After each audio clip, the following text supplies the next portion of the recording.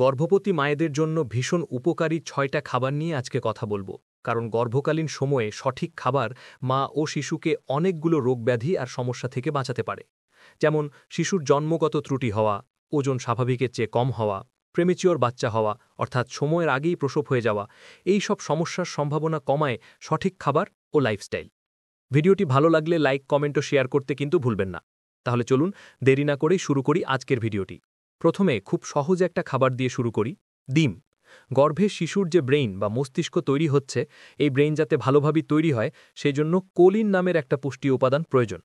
Choline আমাদেরকে খাবার থেকেই নিতে হয়, কারণ মাল্টিভাইটামিন ট্যাবলেটগুলোতে সাধারণত কোলিন থাকে না। আর ডিম হলো কোলিনের খুব ভালো একটা উৎস। কোলিন ছাড়াও ডিমে অনেক ধরনের পুষ্টি উপাদান আছে। ডিমে এত ধরনের ভাইটামিন মিনারেল পাওয়া যায় যে গবেষকেরা এটাকে অনেক সময় বলে নেচার্স মাল্টিভাইটামিন, অর্থাৎ প্রকৃতির দেয়া মাল্টিভাইটামিন। ডিম খাওয়ার সময় একটা জিনিস খুব ভালো করে খেয়াল রাখবেন, সেটা হলো গর্ভকালীন সময়ে কাঁচা ডিম আছে এমন কোনো খাবার খাবেন না। যেমন অনেকে ঘরে মেয়োনিজ তৈরি করেন, সেটাতে কাঁচা ডিম থাকে, এই খাবারগুলো এখন সম্পূর্ণভাবে এড়িয়ে চলবেন।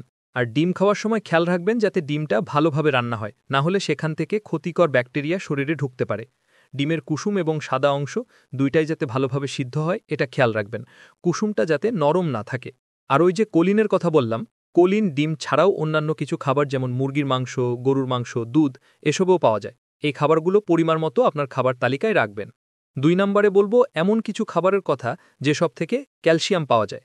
গর্ভাবস্থায় ক্যালসিয়াম ২টা কারণে খুব গুরুত্বপূর্ণ। প্রথম কারণটা হলো গর্ভের শিশুর শরীরের হাড়গুলো মজবুত করার জন্য, দাঁত শক্ত করার জন্য ক্যালসিয়াম দরকার হয়। আর দ্বিতীয় কারণটা হলো মায়ের ব্লাড প্রেশার স্বাভাবিক রাখার জন্য। যাদের আগে কখনোই ব্লাড প্রেশার বা রক্তচাপ নিয়ে কোনো সমস্যা হয়নি, প্রেগন্যান্সিতে দেখা যায় এমন অনেকের ব্লাড প্রেশার বেড়ে যায়। কারো কারো ক্ষেত্রেই ব্লাড প্রেশার বেড়ে গিয়ে কিছু জটিল রোগও দেখা দেয়, যেমন প্রি এক্লেমশিয়া, তারপর একলেমশিয়া নামের রোগ। তো এই সব রোগের সম্ভাবনা কমাতে সাহায্য করে ক্যালসিয়াম। তাহলে মা শিশু দুজনের সুস্থতার জন্যই ক্যালসিয়াম প্রয়োজন। আর খাবারের মধ্যে ক্যালসিয়ামের সবচেয়ে ভালো উৎস হলো দুধ। এখন আসি তাহলে কতটুকু দুধ খাবেন। অনেকগুলো গবেষণা থেকে দেখা গেছে যে গর্ভাবস্থায় প্রতিদিন ৩ কাপ পরিমাণ দুধ খাওয়া প্রয়োজন। দুধ দিয়ে তৈরি খাবার যেমন টক দইও খেতে পারেন। মিষ্টি দইয়ের চেয়ে টক দইটা বেশি স্বাস্থ্যকর, তাই দই খেলে টক দইটা খাওয়ার চেষ্টা করবেন। আমাদের মধ্যে কারো কারো দেখা যায় যে দুধ বা টক দই খেলে একটু হজমের সমস্যা হয়। এমনটা হলে অন্যান্য সব খাবার থেকে ক্যালসিয়াম নিতে হবে, যেমন শাক, ব্রোকলি, কাঁচা বাদাম এসব থেকেও ক্যালসিয়াম পাওয়া যায়। কিন্তু আপনার যদি মনে হয় যে আপনি খাবার থেকে পর্যাপ্ত পরিমাণে ক্যালসিয়ামটা নিতে পারছেন না, তাহলে অবশ্যই আপনার ডাক্তারকে জানাবেন। তিনি দেখতে পারবেন যে আলাদা করে আপনার ক্যালসিয়াম ট্যাবলেট লাগবে কিনা। আর গর্ভকালীন সময়ে ক্যালসিয়াম এতটাই গুরুত্বপূর্ণ যে গর্ভাবস্থার প্রথম ৩ মাস শেষ হওয়ার পর চতুর্থ মাস থেকে আমরা সবাইকে আলাদা করে এমনিতেই ক্যালসিয়াম ট্যাবলেট খেতে বলি।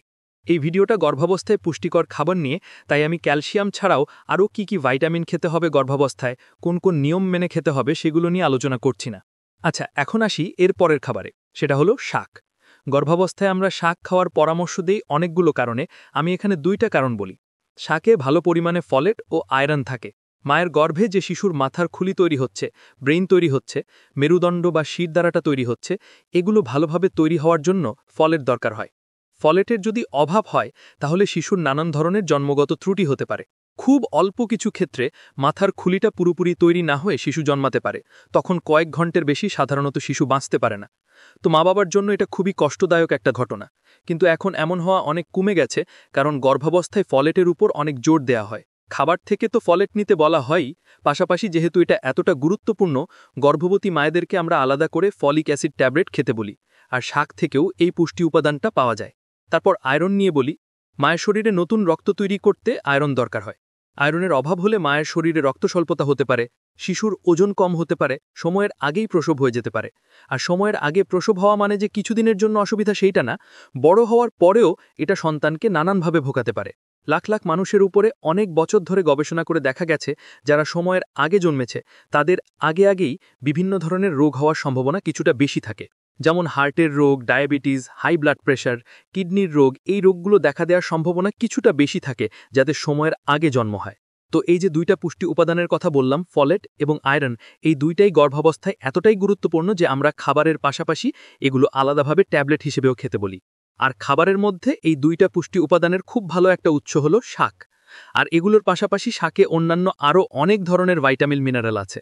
তাই গর্ভাবস্থায় নিয়মিত শাক খাওয়ার চেষ্টা করবেন, পারলে প্রতিদিনই কোনো না কোনো ধরনের শাক খাবেন। পালং শাক, পুঁই শাক, ডাঁটা শাক, পাট শাক, লাউ শাক, কলমি শাক, কচু শাক, হেলেঞ্চা শাক, যখন যেটা হাতের কাছে পান। তবে অবশ্যই রান্নার আগে ভালো করে শাক ধুয়ে নিবেন, না হলে সেখান থেকে শরীরে ক্ষতিকর রোগ জীবাণু ঢুকতে পারে। 4 নম্বর খাবার হলো ভাইটামিন সি আছে এমন ধরনের খাবার। কেন ভাইটামিন সি প্রয়োজন সেটা আগে একটু বলি। আপনারা জানেন যে আমাদের শরীর কিছু ভাইটামিন জমিয়ে রাখতে পারে, যেমন ভাইটামিন ডি জমিয়ে রাখতে পারে, কিন্তু ভাইটামিন সি এর ক্ষেত্রে তেমনটা না। আমাদের শরীর ভাইটামিন সি জমিয়ে রাখতে পারে না, আবার ভাইটামিন সি সে তৈরিও করতে পারে না। তাই প্রতিদিন আমাদেরকে খাবার থেকেই ভাইটামিন সিটা নিতে হয়। প্রেগন্যান্সিতে শরীরের অন্য সময় থেকে বেশি ভাইটামিন সি প্রয়োজন হয়। ভাইটামিন সি কেন দরকার হয়? শিশুর দাঁত, দাঁতের মাড়ি এসব তৈরি করতে সাহায্য করে ভাইটামিন সি। মজবুত হাড় গঠন করতে ভাইটামিন সি প্রয়োজন হয়। আর শরীর যেহেতু ভাইটামিন সি জমিয়ে রাখতে পারে না, সেই জন্য প্রেগন্যান্সিতে প্রতিদিন ভাইটামিন সি আছে এমন খাবার খাওয়ার প্রয়োজন। আমরা সাধারণত চিন্তা করি যে শুধুমাত্র টক জাতীয় ফল থেকেই বুঝি ভাইটামিন সি পাওয়া যায়। টক জাতীয় ফল ছাড়াও আরও অন্যান্য অনেক ধরনের খাবার থেকেও ভাইটামিন সি পাওয়া যায়। আমি এখানে কয়েক ধরনের খাবারের কথা বলে দিচ্ছি যেখান থেকে ভাইটামিন সি পাওয়া যায়। এগুলো জানা থাকলে আপনার যখন যেটা সুবিধা সেগুলো খাবার তালিকায় রাখতে পারবেন। যেমন টমেটো, ফুলকপি, বাঁধাকপি, ক্যাপসিকাম, ব্রোকলি, করলা, কাঁকরোল, তারপর একটু আগে যে শাকের কথা বললাম, শাক থেকেও ভাইটামিন সি পাওয়া যায়। আর ফলের মধ্যে আমরা, জাম্বুরা, বরই, কমলা, মাল্টা, স্ট্রবেরি, কিউই ফল এগুলো থেকে যে বেশ ভালো পরিমাণে ভাইটামিন সি পাওয়া যায় সেটা আপনারা অনেকেই জানেন। সবজি রান্নার সময় একটা জিনিস খেয়াল রাখবেন যে তাপে কিন্তু ভাইটামিন সি নষ্ট হয়। তাই অনেক তাপে বা অনেকক্ষণ ধরে সবজি রান্না করলে ভাইটামিন সি নষ্ট হয়ে যেতে পারে। তাই সবজি অল্প সময় তাপ দিয়ে রান্না করার চেষ্টা করবেন যাতে ভাইটামিন সি নষ্ট না হয়ে যায়। আর ফল তো কাঁচাই খাওয়া হয়, সেখানে রান্না নিয়ে কোনো চিন্তা করতে হবে না। টমেটো কিন্তু কাঁচা খাওয়া যায়, সুন্দর করে কেটে সালাদ করে খেয়ে ফেলতে পারেন, সেখান থেকেও আপনি ভালো পরিমাণে ভাইটামিন সি পাবেন। এর পরের যে খাবারের কথা আমি বলবো সেটা হলো ডাল, এবং ডাল কিভাবে রান্না করে খাবেন। তবে তার আগে আমি ডাল খাওয়ার কথা কেন বলছি তার 3টা কারণ বলি। প্রথম কারণ, আমাদের শরীরে যে পরিমাণে প্রোটিন বা আমিষের দরকার হয় আমরা অনেকেই সেটা প্রতিদিন খাই না, কারণ আমাদের খাবারের মধ্যে ভাতটাই অনেক বেশি খাওয়ার অভ্যেস। কিন্তু প্রেগন্যান্সির সময়ে শরীরে প্রোটিনের চাহিদা মেটানো এমনি সময়ের চেয়ে আরও বেশি গুরুত্বপূর্ণ, কারণ প্রোটিন গর্ভের শিশুর মাংসপেশি তৈরিতে সাহায্য করে। তো এখন প্রোটিন কোত্থেকে পাওয়া যাবে? বিশেষ করে মাছ, মাংস, ডিমে প্রোটিন বেশি থাকে, কিন্তু প্রেগন্যান্সির সময় দেখা যায় যে কেউ কেউ মাছ বা মাংস খেতে পারছেন না, কারণ এসবে গন্ধ লাগে, বমি বমি ভাব হয়, আর তখন দেখা যায় প্রোটিন খাওয়া হারও কমে যায়। তো মাছ, মাংস ছাড়াও ডাল হচ্ছে প্রোটিনের খুব ভালো একটা উৎস। তাই প্রেগন্যান্সির সময় আপনি নিয়মিত ডাল খেতে পারেন, এতে করে প্রয়োজনীয় প্রোটিনের চাহিদা মেটানো সহজ হবে। এখন আসি 2 নাম্বার কারণে।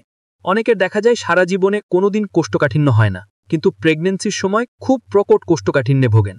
এমনকি গর্ভধারণের সময় অনেকের কোষ্ঠকাঠিন্য থেকে পাইলস বা অশ্বরোগ দেখা দেয়, যেটা প্রেগন্যান্সির পরেও অনেকে ভোগাতে থাকে। তাই প্রেগন্যান্সির সময়টাতে কোষ্ঠকাঠিন্যের ব্যাপারে সচেতন থাকাটা খুব গুরুত্বপূর্ণ। এবং এখানেই আসছে ডালের উপকারিতা। ডালে ভালো পরিমাণে ফাইবার থাকে, আর এই ফাইবার কোষ্ঠকাঠিন্য রোধ করতে সাহায্য করে। গর্ভকালীন সময় আপনার যদি কোষ্ঠকাঠিন্য হয়ে যায় তাহলে কি করবেন সেটা আমি আর এই ভিডিওতে আলোচনা করছি না। আচ্ছা, এখন চলে আসি গর্ভাবস্থায় ডাল খাওয়ার 3 নাম্বার কারণে।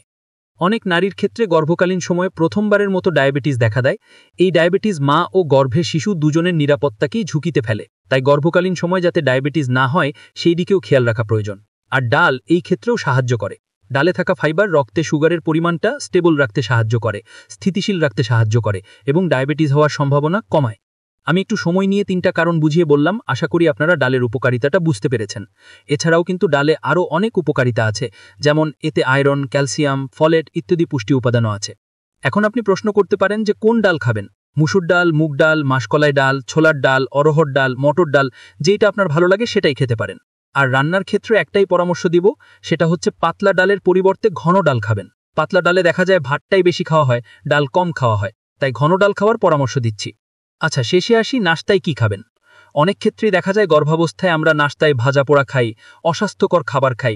এইটা প্রেগন্যান্সির সময় এড়িয়ে চলা বিশেষ গুরুত্বপূর্ণ। তাহলে নাস্তায় কি খাবেন? নাটস অ্যান্ড সিডস, অর্থাৎ বিভিন্ন ধরনের বাদাম ও বীজ খেতে পারেন। এগুলো হচ্ছে পুষ্টির একটা মিনি প্যাকেট। গবেষকেরা বিশ্বের সবচেয়ে পুষ্টিকর 100 খাবারের তালিকা করেছেন। সেই তালিকায় সবার উপরে 1 নাম্বার পুষ্টিকর খাবার হচ্ছে কাঠবাদাম, 5 নম্বরে চিয়া সিডস, 6 নম্বরে মিষ্টি কুমড়ার বীজ। তো শুধু কাঠবাদাম, চিয়া সিডস, মিষ্টি কুমড়া বীজই না, প্রায় সব ধরনের বাদাম ও বীজে অনেক পুষ্টি গুণাগুণ আছে। যেমন চীনাবাদাম থেকে ফলিক অ্যাসিড আর কোলিন পাওয়া যায়, যেটা শিশুর ব্রেইন গঠনে সাহায্য করে। ওয়ালনাট বা আখরোটে আছে ওমেগা 3 ফ্যাট, এটাও শিশুর ব্রেইন গঠনে খুব গুরুত্বপূর্ণ। আবার সূর্যমুখী বীজে ভালো পরিমাণে ভাইটামিন B6 আছে, যেটা নতুন রক্ত তৈরিতে সাহায্য করে। তাই নাশতায় আপনি 10-15টা বাদাম খেতে পারেন। পরিমাণটা একটু খেয়াল রাখবেন, অল্প করে খাবেন, কারণ বাদাম আর বীজে অল্পতেই অনেক ক্যালোরি থাকে। বেশি খেলে অতিরিক্ত ওজন বেড়ে যাওয়ার একটা সম্ভাবনা থাকে। এই তো মোট 6টা খাবার নিয়ে আলোচনা করলাম। এগুলো আপনার খাবার তালিকায় রাখার চেষ্টা করবেন। এছাড়াও অন্যান্য যে পুষ্টিকর খাবারগুলো আছে সেগুলো খাদ্য তালিকায় রাখবেন। আর খুব ভালো করে খেয়াল রাখবেন যাতে গর্ভাবস্থায় ওজন অতিরিক্ত বেড়ে না যায়।